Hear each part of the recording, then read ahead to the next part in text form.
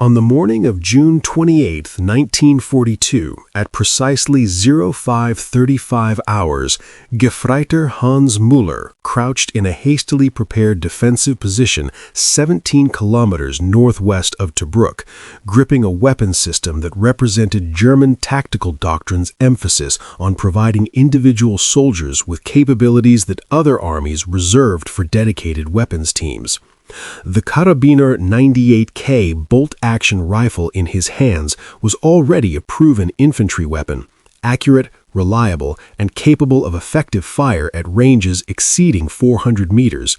But what transformed Mueller's particular rifle into something approaching a light mortar was the Schiessbecher launcher cup affixed to its muzzle, a stamped steel device measuring approximately 12 centimeters in diameter and extending 15 centimeters beyond the rifle's barrel crown that allowed the rifle to launch specialized grenades at ranges up to 280 meters.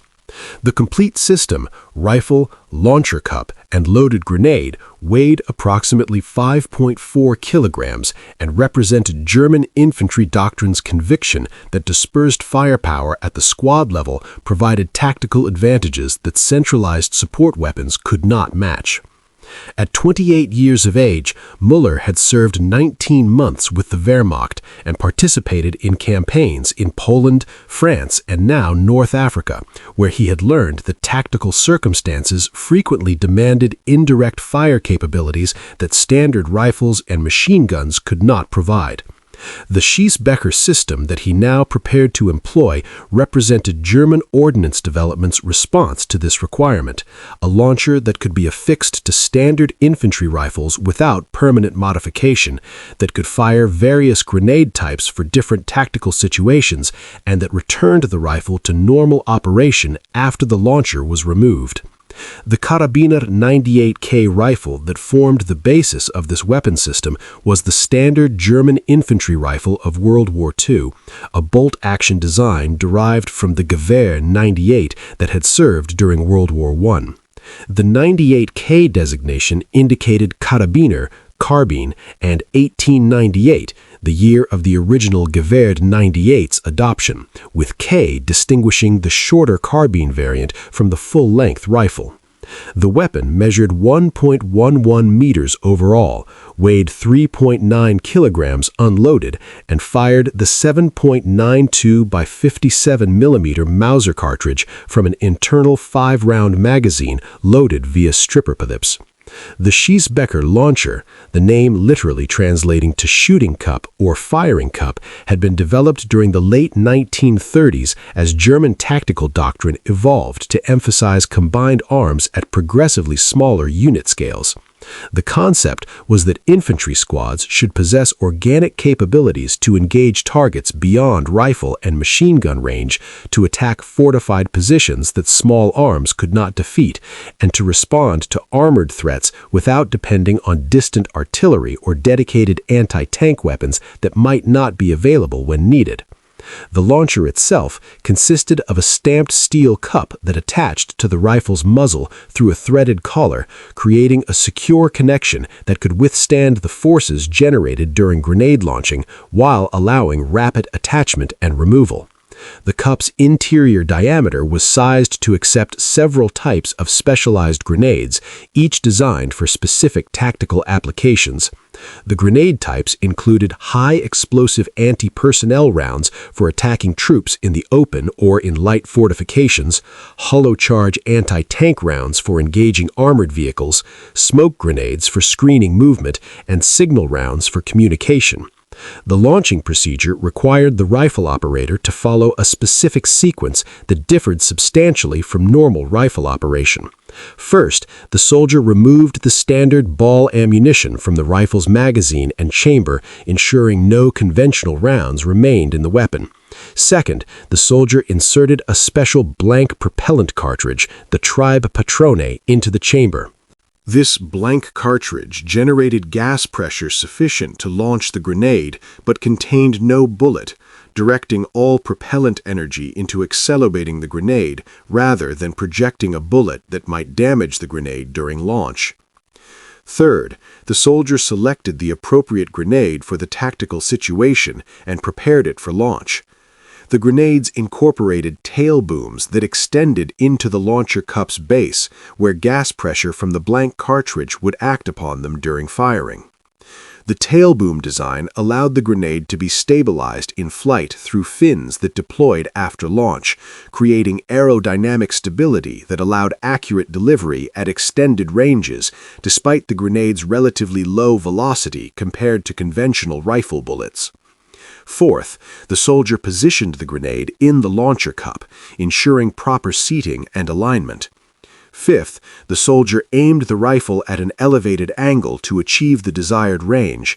The Schiessbecher system operated on high trajectory principles, similar to mortars, with the grenade following a ballistic arc that allowed engagement of targets behind cover or in defilade that direct fire weapons could not reach.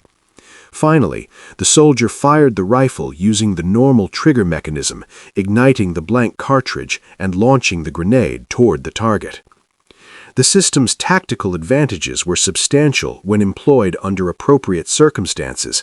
A single soldier with a Schiessbecher-equipped rifle could engage targets at ranges up to 280 meters that were beyond effective small arms range or that were protected by cover that prevented direct fire engagement. The high trajectory flight path allowed the operator to remain in covered positions while engaging enemy forces, reducing exposure compared to direct fire weapons that required line of sight to the target. The variety of grenade types allowed the soldier to adapt to different tactical situations without changing weapons or depending on specialized support. However, the system also imposed significant limitations and operational complications that became apparent during actual employment. The launching procedure was time-consuming compared to normal rifle operation, requiring 30 to 45 seconds to execute properly, even for experienced soldiers. During this preparation time, the soldier was essentially unable to defend himself with rifle fire, creating vulnerability if enemy forces attacked during grenade preparation. The blank cartridges required for launching had to be carried separately from standard rifle ammunition, creating logistical complexity and the potential for dangerous confusion if a soldier accidentally loaded a ball cartridge when attempting to launch a grenade. The rifle's accuracy with conventional ammunition degraded after extended grenade launching, as the repeated shock from blank cartridge detonation gradually loosened the barrel's bedding and disturbed the rifle's zero. German ordnance instructions specified that rifles used extensively for grenade launching should be reserved for that purpose and not be expected to maintain the accuracy standards required for precision marksmanship. This recommendation created practical problems for infantry units, where every rifle might be needed for conventional employment, and where designating specific rifles solely for grenade launching represented an unaffordable specialization. The grenades themselves were substantially heavier and bulkier than rifle ammunition, limiting the number that individual soldiers could carry. A typical load might include 2 to 4 grenades along with corresponding blank cartridges, compared to the 60 to 90 rounds of rifle ammunition that soldiers normally carried. The grenades required careful handling to prevent damage that could cause malfunction or premature detonation, and their size made them awkward to carry in standard ammunition pouches designed for rifle cartridges. Mueller had received training on the Schiessbecher system during his initial infantry instruction in 1940, where range exercises had familiarized him with the aiming procedures, trajectory estimation, and grenade types. However, his actual combat employment of the system had been limited during the Poland and France campaigns, where tactical situations had rarely created circumstances where the Schiessbecher's capabilities provided clear advantages over more readily available support weapons. The North African campaign had changed this calculation substantially. The desert warfare environment created tactical situations where the Schiessbecher proved valuable. The open terrain meant that conventional cover was often limited, but the undulating ground and scattered defensive positions created situations where high-angle fire could reach targets that direct fire could not engage effectively. The dispersion of forces across wide frontages meant that centralized support weapons were not always positioned to support specific engagements, making organic squad-level capabilities more important than in the more compressed battlefields of European campaigns. Mueller's first combat employment of the Schiessbecher during the North African campaign occurred on June 28, 1942, during operations near Tobruk, as German and Italian forces advanced following the fall of the fortress. British Commonwealth forces were conducting fighting withdrawals, establishing defensive positions and then displacing before being outflanked, creating fluid tactical situations where German units frequently encountered prepared defensive positions that had to be reduced quickly to maintain operational momentum. The engagement began when Mueller's section encountered a British defensive position approximately 180 meters distant, established around a cluster of rocky outcroppings that provided natural fortification and fields of fire covering the German approach route. The British position was occupied by approximately 8 to 12 soldiers equipped with rifles and at least one Bren light machine gun, creating sufficient firepower to pin down Mueller's section and prevent further advance without reducing the position. Mueller's section leader assessed the tactical situation and determined that the British position's elevation and rocky cover made it difficult to suppress with rifle fire alone. The Bren gun's position was particularly problematic, located in a natural depression between two large rocks that provided overhead protection. The gun could deliver effective fire against German positions while being nearly immune to return rifle fire. Artillery support was not immediately available, as the division's guns were engaged supporting other operations several kilometers distant. The tactical requirement was to neutralize or suppress the British position using organic section capabilities. The section leader directed Mueller to employ his Schiessbecher to deliver high-explosive grenades against the British position. Mueller began the preparation sequence, first ensuring his rifle was unloaded of conventional ammunition. He retrieved a Tribe Patron blank cartridge from his ammunition pouch. The cartridges were color-coded with green paint to distinguish them from standard ball ammunition, and loaded it into the chamber. He then selected a high-explosive anti-personnel grenade from his grenade carrier and prepared it for launch. The grenade preparation required verifying that the tail boom was undamaged and that the fuse was set correctly. The fuse mechanism could be configured for either impact detonation or timed airburst, depending on tactical requirements. Mueller selected impact detonation, as the target was protected positions where airburst effects would be less effective than direct impact against the rocky cover. He inserted the grenade into the Schiessbecher cup, ensuring the tail boom seated properly in the cup's base. Aiming the Schiessbecher required estimating range and selecting the appropriate elevation angle to achieve the desired trajectory. German training had provided soldiers with aiming references for various ranges, but precision required experience and judgment that came only from practical employment. Mueller estimated the range to the British position at approximately 180 meters and selected an elevation angle of roughly 45 degrees, a compromise that provided reasonable range while maintaining acceptable accuracy. The complete preparation sequence from beginning rifle unloading to achieving ready-to-fire status had consumed approximately 40 seconds.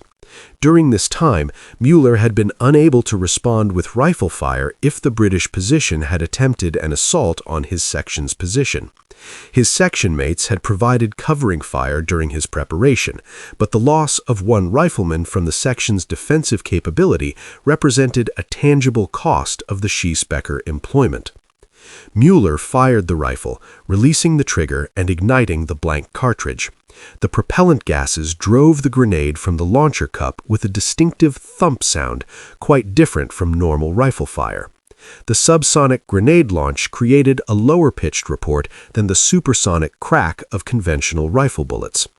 The grenade arced upward in a high trajectory visible to Mueller as it climbed toward its apex before descending toward the British position. The grenade's flight time to target was approximately 4 seconds, during which Mueller could not observe impact due to the trajectory carrying the grenade out of his direct line of sight. When the grenade detonated, Mueller observed dust and fragmentation effects near the British position, but could not determine whether the grenade had achieved a direct hit on the Bren gun position or had landed nearby without neutralizing the target. Mueller prepared and fired a second grenade using the same procedure, consuming another 40 seconds for preparation and launch. This second grenade impacted closer to the Bren gun position, and British fire from that location ceased momentarily. Whether due to casualties, suppression, or tactical displacement, Mueller could not determine from his position. The section leader determined that the British defensive fire had been adequately suppressed and ordered the section to advance, maneuvering under covering fire from adjacent German positions while the British were unable to deliver effective fire. The advance succeeded, with the German section reaching the British position approximately 3 minutes after the second Schiessbecher grenade impact.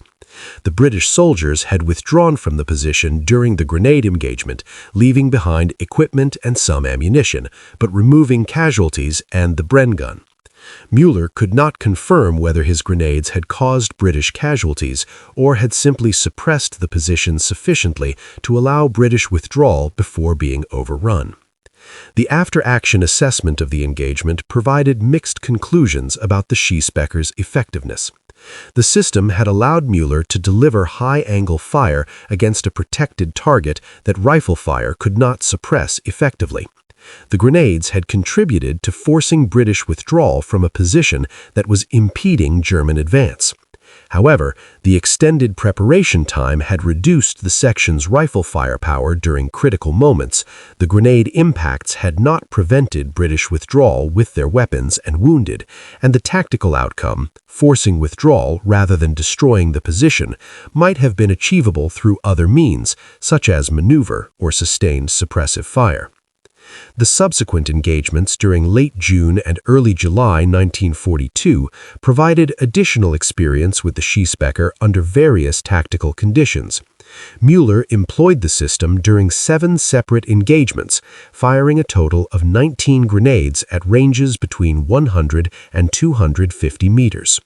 The engagements included attacks on fortified positions similar to the first employment, suppression of enemy weapon positions that were creating obstacles to German advance, and one instance of engaging a light armored vehicle with a hollow charge anti-tank grenade that failed to penetrate the vehicle's armor at the 180-meter engagement range.